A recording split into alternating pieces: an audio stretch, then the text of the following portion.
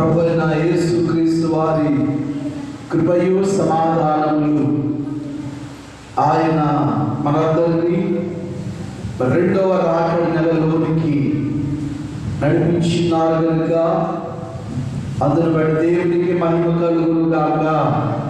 గతించిన నెలంతా ఆయన రెక్కల చాటున కాపాడి మరి నూతనమైన నెలలో మొదటి ఆదివారము ఆరాధనలోనికి మిమ్మల్ని మనందరినీ నడిపించినందుకు ప్రభు మనందరినీ బలపరిచి దీవించును గాక.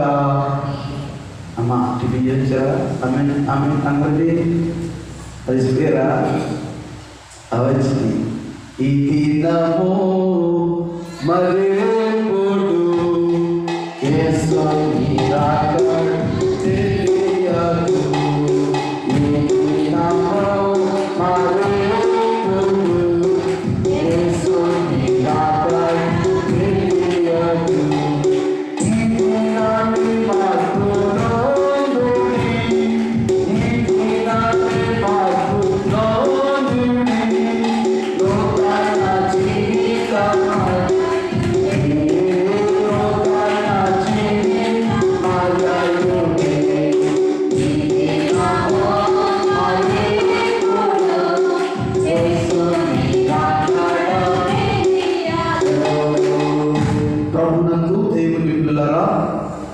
రెండవ రాకడ నెలలో మొదటి ఆదివారపు ఆరాధనలో ఏకీభవించున్నాము కనుక కొద్ది నిమిషాలు దేవుని వాక్యాన్ని ధ్యానం చేసుకుందాం.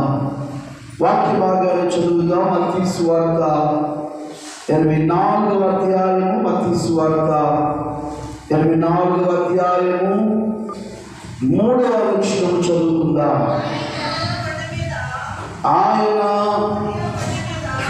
ఒలీవ కొండ మీద కూర్చి ఉన్నప్పుడు శిష్యులు ఆయన ఎద్దకు ఏకాంతముగా వచ్చి, ఇవి ఎప్పుడు జరుగును? రాకడకును యుగ సమాప్తికి సూచనలేవి మాతో చెప్పుమనగా యేసు వారితో ఇట్లా చాలండి. ప్రభునందు దేవుని పిల్లరా, రెండవ రాకడ నెలలో ఈ రాకడ వర్తమానమును ప్రభు మన ఎదుట పెట్టుచూ ఉన్నారు. రాకడ అనగా ఒకటి మొదటి రాకడ, రెండవది రెండవ రాకడ అనేది రెండు దేవుని వాక్యములో రాయబడినవి. మొదటి రాకడ అనగానే యేసుక్రీస్తు వారు 2020 సంవత్సరాల క్రితం ఈ లోకములోనికి వచ్చుట మొదటి రాకడ. ఆయన వచ్చి చిటిబాలుగా జన్మించి ఈ భూమి మీద 33 సంవత్సరాలు జీవించి ఆయన సిలువేయబడి చనిపోయి 3వ రోజు తిరిగి లేచి ఉన్నారు. లేచిన తర్వాత ఆయన శిష్యులందరినీ మరలా పోగు చేసుకుని బేతనియకు తీసుకువెళ్ళి వారందరూ చూస్తుండగా ఆయన ఆరోహణమయ్యారు. ఆరోహణమై చెప్పిన మాట ఏమిటంటే, నేను ఏ రీతిగా వెళుతునో మరలా అదే రీతిగా నేను వస్తానని చెప్పి వెళ్ళి ఉన్నారు. ఆనాటి నుండి నేటి వరకు రెండవసారి ఆయన మేఘాలుడే వస్తాడని క్రైస్తవ సంఘము ఎదురు చూస్తా ఉన్నది. అందుకే దైవజనుడు రాసిన వధువు సంఘము వారిని కొరకు ఏం చేస్తుందట? ఎదురు చూస్తూ ఉన్నది. వధువు సంఘము వరుని కొరకు వధువు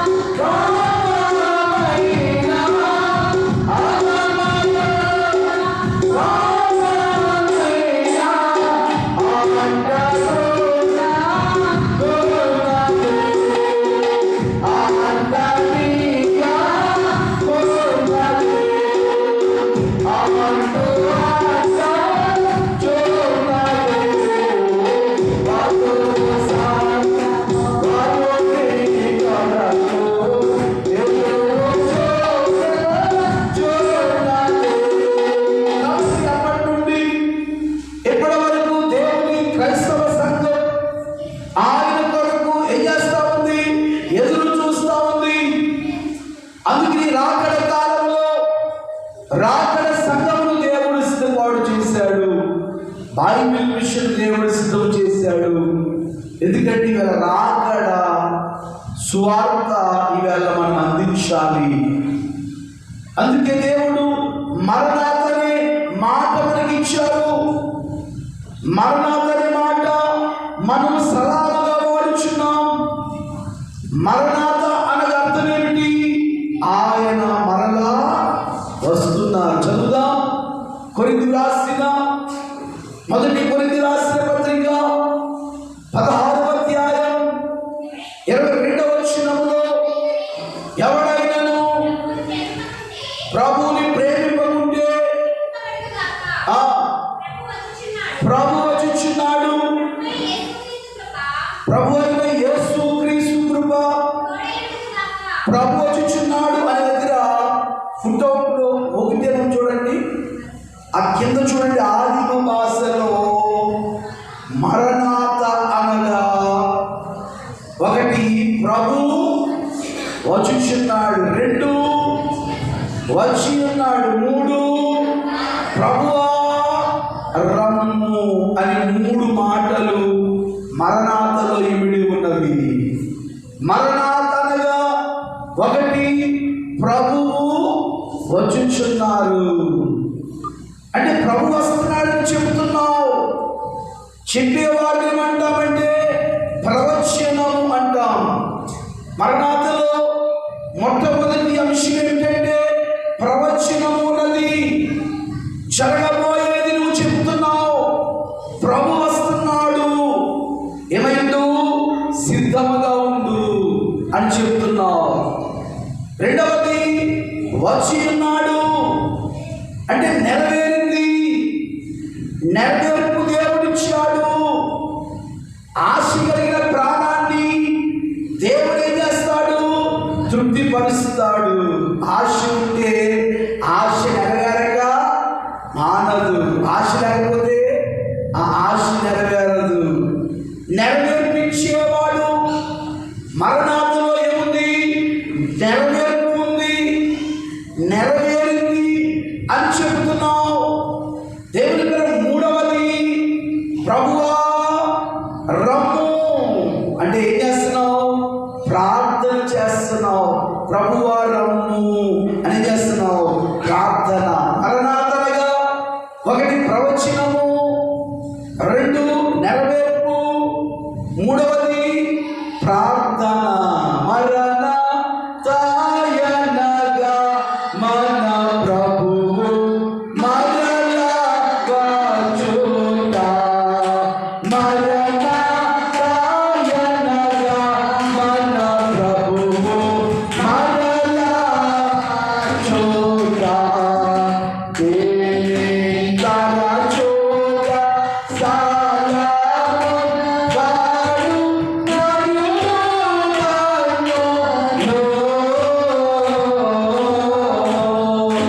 యేసు ప్రభువు వచ్చుచున్న ఇదిగో రండి. మరణాతనగా ప్రభు వచ్చుచున్నాడు. ఇది తరచుగా సలాముగా వాడువారు ఏమైనారు? నరులు ధన్యులు.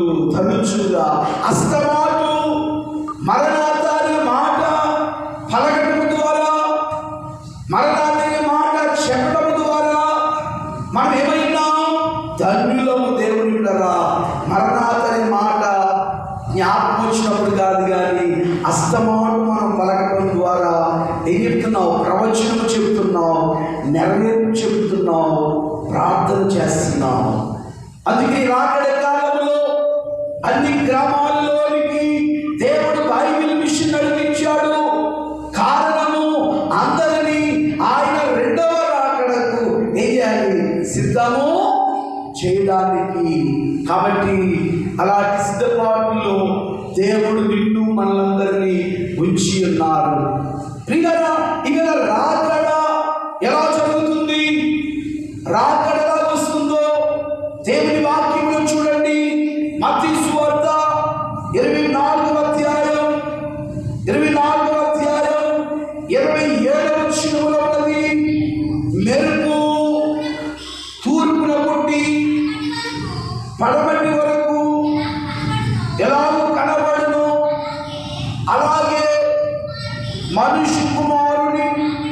రాకడయును ఉండును. ప్రియులారా, ఒకటి రాకడకును యుగ సమాప్తికి సూచనలేమిటి అని ప్రభువు అడుగుచున్న వారు, రాకడ అంటే ఒకటి ఆయన వస్తున్నాడు, రెండవది ఆయన వచ్చాడు, మూడవది ఆయన రాబోతున్నాడు. ప్రియులారా, రమ్మని తన సంఘము ఆహ్వానిస్తూ ఉంది, రమ్మని సంఘము పిలుస్తూ ఉంది.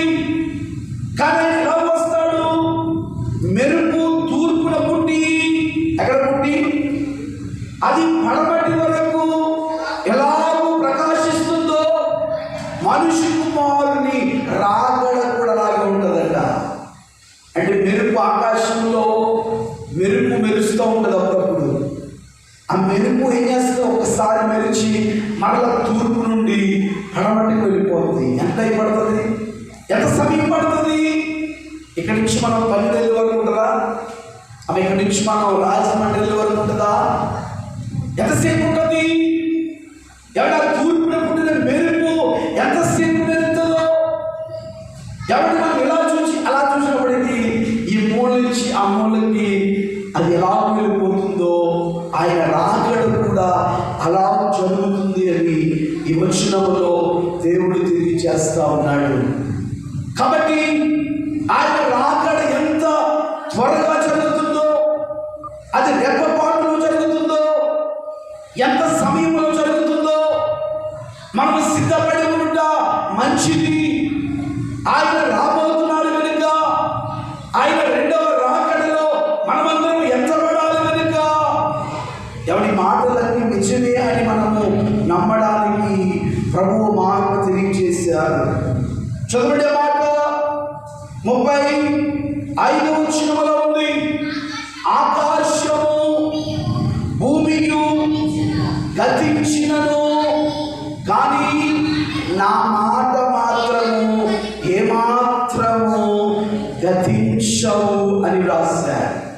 ఇవన్నీ ఉత్తుత్తి మాటలే అనుకుంటున్నావేమో, ఇవన్నీ అబద్ధం అనుకుంటున్నావేమో, ఇవన్నీ ఎవరో రాశారు కల్పితం అనుకుంటున్నావేమో, ఏదో వాళ్ళు చెబుతున్నారు మనం వింటున్నాం అనుకుంటున్నావేమో.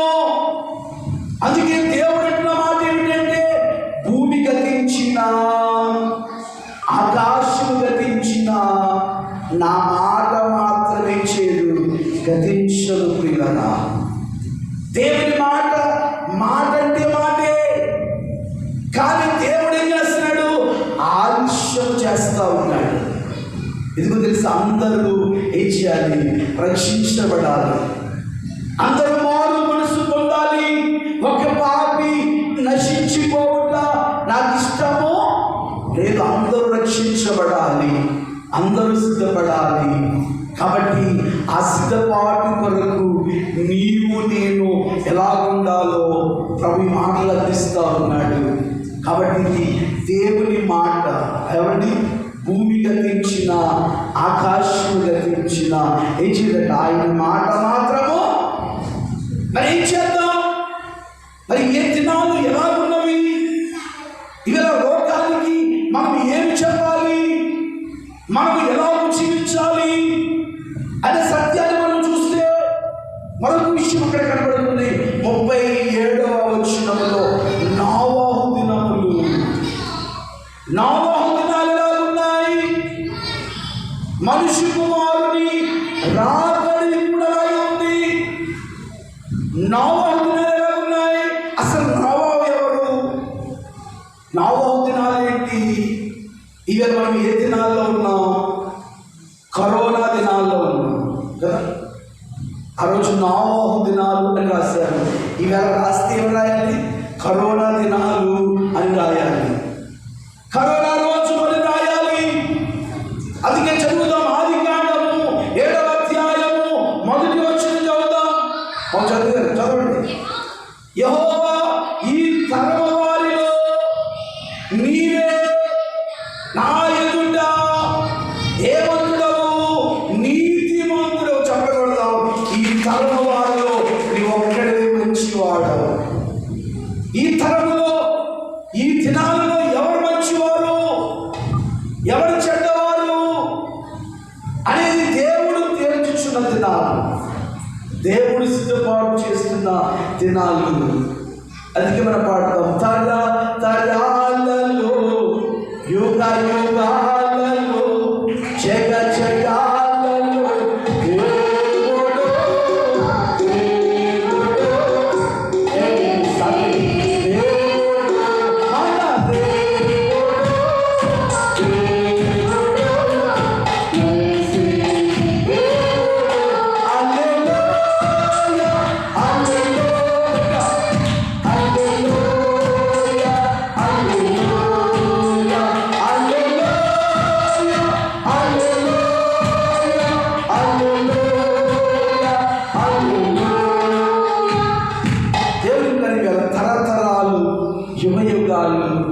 జగజగాలు. ఇవాళ మనం ఎక్కడ ఉన్నాం, ఏ తరంలో ఉన్నాం, ఏ కాలంలో ఉన్నాం? అన్నాడు నోవహు కాలం, నోవహు దినాలు. దేవుడు అన్నాడు, నోవహు నీవు ఒక్కడిని నీతిమంతుడు కాబట్టి ఈ తరంలో నిన్ను నీ కుటుంబాన్ని రక్షించాలి. ఒకసారి భూమిని తుడిచివేస్తాను అని దేవుడు ఒకసారి తుడిచివేశాడు. ఈరోజు ఈ కరోనా దినాల్లో మనందరికీ కాబట్టి ఏం నేర్పింది? కరోనా వచ్చి చక్కగా శుభ్రమ నేర్పింది, శుద్ధి నేర్పింది, క్రమము నేర్పింది, అక్రమం తీసివేసింది, క్రమపరచబడింది. గంటలు గంటలు కూర్చుని మాట్లాడుకునేవాళ్ళు ఇదివరకు. ఇప్పుడు 10 నిమిషాల కంటే ఎక్కువ మాట్లాడుకోవట్లేదు. ఎంత క్రమం నేర్పింది. ఎవరు చెబితే చేస్తారా? మరి ఎవరు చెబితే చేయగలరు? గంటలు గంటలు దెబ్బలాడుకునే వాళ్ళు రోడ్ల మీద ఇదివరకు. ఇప్పుడు దెబ్బలాడుకుంటూ మానేశారు.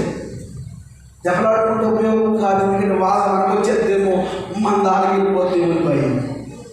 ప్రియులారా, ఈ క్రమము నేర్పింది అన్నాడు. నోవహు దినాలు ఎలాగున్నాయి, ఈ దినాలు ఎలాగున్నాయి? అందుకే ప్రభువు వచనాలు రాశారు. నోవహు దినాల్లో ఎలాగుందో అక్కడ రాయబడిన మాట ఏమండి? ఆ జలప్రళయము ముందటి దినము వరకు, అంటే జలప్రళయం వచ్చే వరకు కూడా ఆకాశం నింపాడు దేవుడు, భూమితో నింపాడు దేవుడు. అక్కడ ఆకాశాన్నించి నీరు పంపించిన వాడు దేవుడే, భూమి నుండి నీరు పంపించిన వాడు దేవుడే.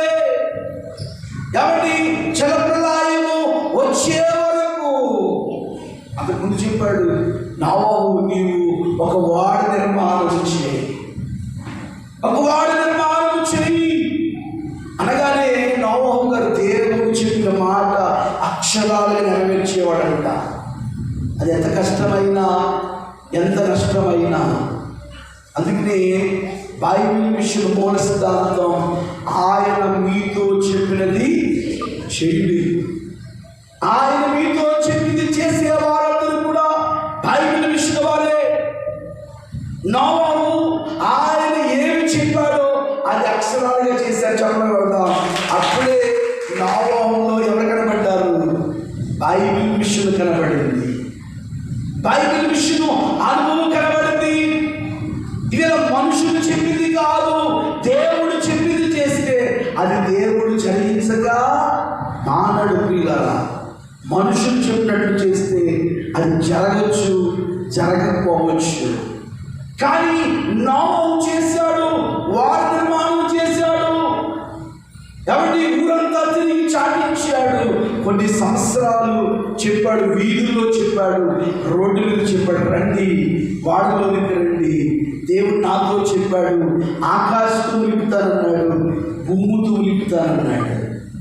ఎవరి ఆకాశంతో నింపుతాను, భూమితో నింపుతానన్నాడు అని నాతో చెప్పాడు దేవుడు అని చెప్తే ఎవరికి అర్థం కాలేదు. ఆ రోజుల్లో మరి మా మామయ్య గారు, ఆశీర్వాదమయ్య గారు మరి గ్రౌండ్లో క్రిస్మస్ పెట్టినప్పుడు ఆయన మాట చెప్పాడు, జ్ఞాపకం లేదు. 2020 అని నాకు కొండ మీద కనబడుతుంది అని చెప్పాడు. ఆ రోజుల్లో 2020 అన్నాడు. మేము ఎందుకు వచ్చి గొడవ అనుకునేవాడు. మీకు జ్ఞాపకం లేదు. వీళ్ళ నాన్నగారు 2020 అని చెప్పేవారు ఆ రోజుల్లో. గుర్తుందో లేదో 2020 అన్నాడు ఏంటి అనుకున్నా, కానీ 2020లో ఎలా ఉంటుందండి మనకెవరికి తెలియదు. దేవుడు బయలుపరిచాడు. దేవుడు బయలుపరిచేవాడు. ఏమి జరుగుతుందో ఏమి జరగట్లేదో నోవాహుకు దేవుడు బయలుపరిచాడు. నోవాహు దినాలు ఎలా ఉంటాయో బయలుపరిచాడు. నోవాహుతో దేవుడు చెప్పాడు. దేవుడు చెప్పినట్లు ప్రపంచానికి చెప్పాడు. కానీ ప్రపంచం వినలేదు, మనుషులు వినలేదు, పట్టించుకోలేదు. రండి రండి అని ఆహ్వానించాడు. ఏమండి మనం కూడా పాడతాం, రండి రండి యేసుని యోత రామనుచు నాడు, రాణి రాణి యేసుని యోత రామనుచు నాడు, ప్రయాసపడిన ప్రభువను ప్రయాసపడిన ప్రభువను ప్రభుని చేతము ప్రభుని చేతము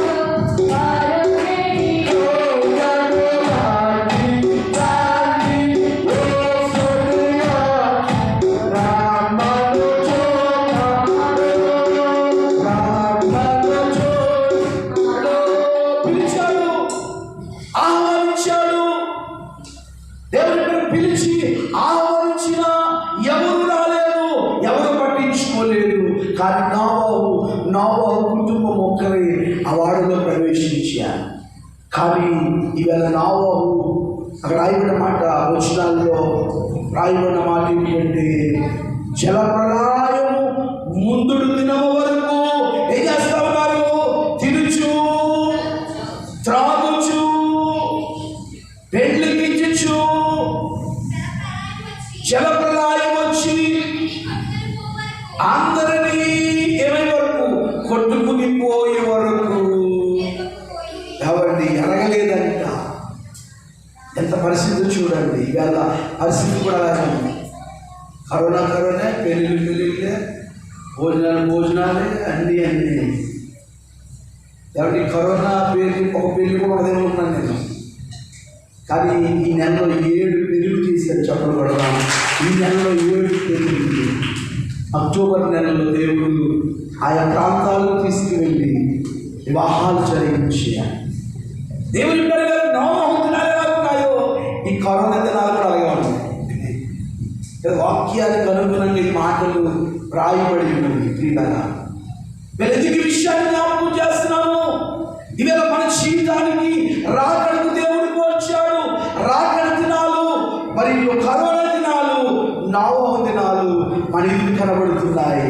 కాబట్టి ఎవరికి జలప్రళయం వచ్చి వారు కొట్టుకుపోయే వరకు, ఎవరి ఎన్ని వ్యాధులు వచ్చినాయో ఈ కొట్టుకుపోయినా సరే ఎలా ఉంటారంట? ఎరగని వారిగా, తెలియని వారిగా.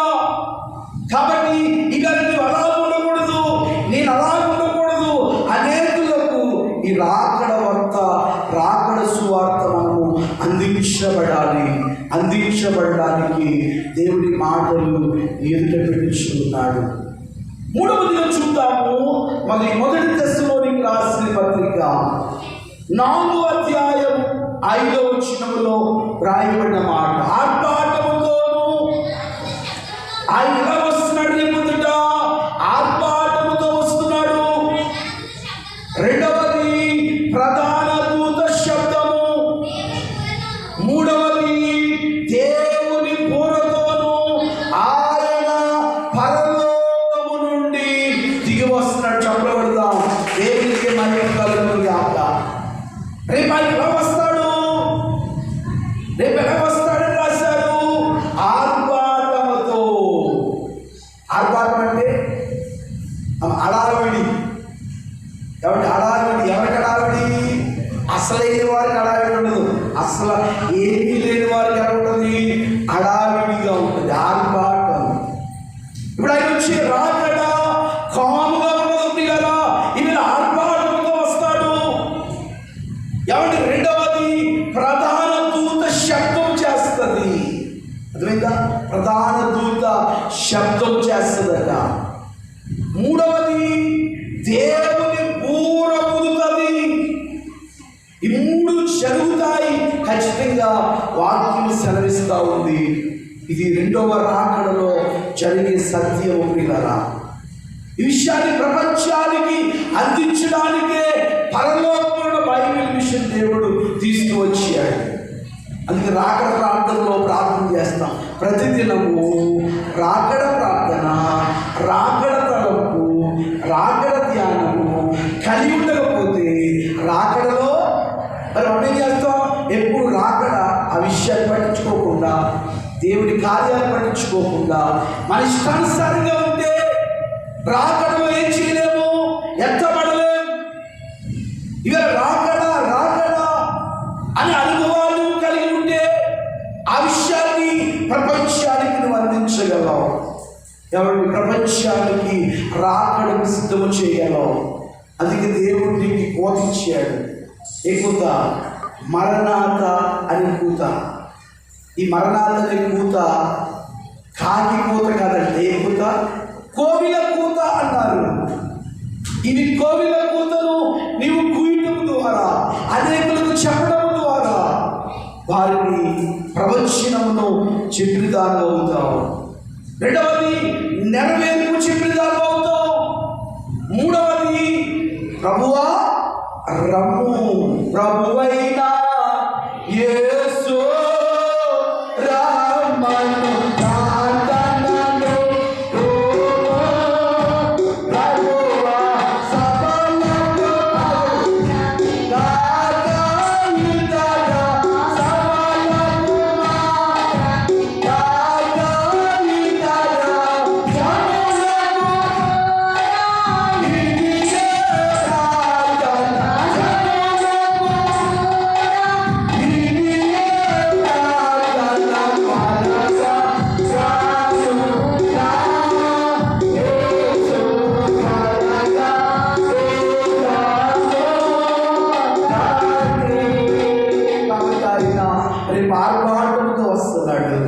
రెండవది ప్రధాన దూత శబ్దముతో. మూడవది కాబట్టి దేవుని బోరతో. ఎక్కడి నుంచి వస్తాడు? పరలోకా నుండి ఆయన దిగి వస్తాడు. వినరా? కాబట్టి మనం సిద్ధపడినప్పుడు, ఆయన కొరకు ఎదురు చూసినప్పుడు, రేపు మనము ఆయనతో ఎక్కడికి వెళ్తాం? మధ్యాకాశములోనికి, మేఘములోనికి దేవుడు కొనుక్కోబడక మహాగణుడు. కాబట్టి మనం అందరం రేపు కావాలి, మేఘముల మీద ఆయన రాకడలోనికి వెళ్ళాలి. కాబట్టి అలా వెళ్ళాలంటే రాకడంటే ఎప్పుడు తెలుసుకోవాలి, రాకడ గురించి తలంపు కలిగి ఉండాలి, రాకడ ధ్యానం చేయాలి. దేవుని నిత్యము ఆయన సన్నిధిలో సిద్ధపడాలి. ఖచ్చితంగా దేవుడు తన రాకడలో మనందరినీ కొనుక్కోబడతాన్ని ఇవ్వక అది ధన్యత వర్తమానం ద్వారా మీకు మీ కుటుంబాలకు, మీ ఆత్మలకు అనుగ్రహించి దీవించుగాక. ఆమె దయగలిగిన మా ప్రభువా, విన్న మాటలు బిడ్డల హృదయాలను ముద్రించండి. రాకడకును యుగ సమాప్తికి సూచనలేమిటి అన్నావు తండ్రి. ఈ రాకడ అనగానే మా పోకడ అన్నారు నాయన. నువ్వు రావడము, మేము నీతో కలిసి రావడం, ఇది ఒక చరిత్ర. నీ వాక్యములో ఇమిడ్చావు తండ్రి. ఒకసారి నేను విన్న మాటలు జ్ఞాపకం చేసుకుంటున్నా. దేవ, భూమి గతించినా, ఆకాశం గతించినా, నా మాట మాత్రం గతించుదన్నావు ప్రభువా. నేను విడబడిన వారికి, ఎత్తబడిన వారికి, కొనుక్కోబడిన వారికి, మిగిలిపోయిన వారికి, మిగిలిన వారికి ఎడెండ్ల శ్రమ. అదే అదే ఆ రోజు యేసయ్యా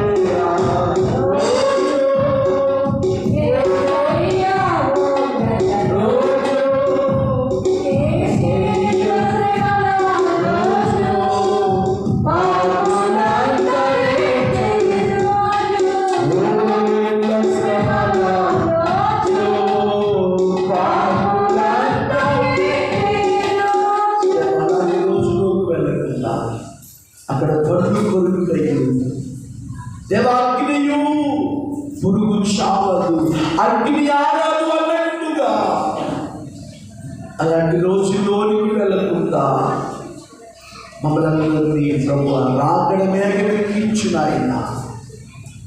రాకడ మేఘం కొరకు మమ్మల్ని సిద్ధము చేయి ప్రభువా అని ఆశతో అడగండి. వర్తమానం విన్న ప్రతి బిడ్డను దేవ బలపరచు అని ఎవరి మనస్సులో వారు ప్రభుని స్తుతించండి.